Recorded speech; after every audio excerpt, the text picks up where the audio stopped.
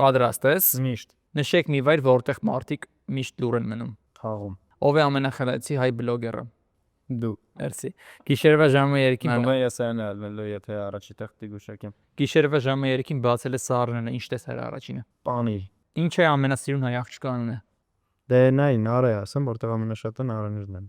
Ինչն է Անի ալնելու։ որ հայտի մարդու են նման նարեկը։ Կարավաջոյի մեջի վարկ ինչի գիտեմ։ Վայր որտեղ լուր են մնում։ Դու ասացիր Թաղում։ թաղումը 4-րդն է պատկերացրու 10 հոգի։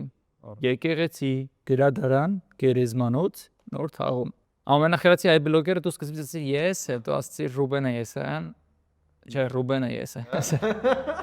19 հոգի պատկերացրու։ Առաջի տեղն է։ Այո։ Գրել է մտքանի այնտեղ են։ Արամ մարտիկ պետք է իմանան քո անունը։ Մուկտարանի Արամ գիտակ։ Ըստ արդ կեզը երկրորդ տեղն է 13 հոգի։ Հայկ Մկրտչյան 2 հոգի նարեք։ Այս թվում է Հայկն ակր լրացրի ու Եվան։ Գիշերվա ժամերին բացել է սառնանի դուռը, տեսել ես պանիր, երկրորդ տեղն։ Առաջին ինչա Լուիս, Ջուր, Լուիսը երրորդ տեղն է։ Ինչի ամենասիրուն հայ աղջկա անունը։ Առաջինը 13 հոգի պատկեր Անահիտ, Անի, հետո նոր Լիլիթ։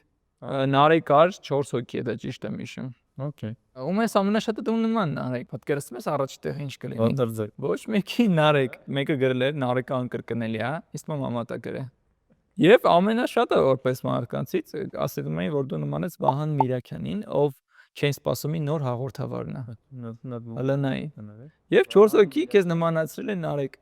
Միստր Բինին։ Դու ես էլ եմ նմանացնում։ Ես չնմանացրի այստեղ ունինց։ Զարմանալի 6 հոգի, հա։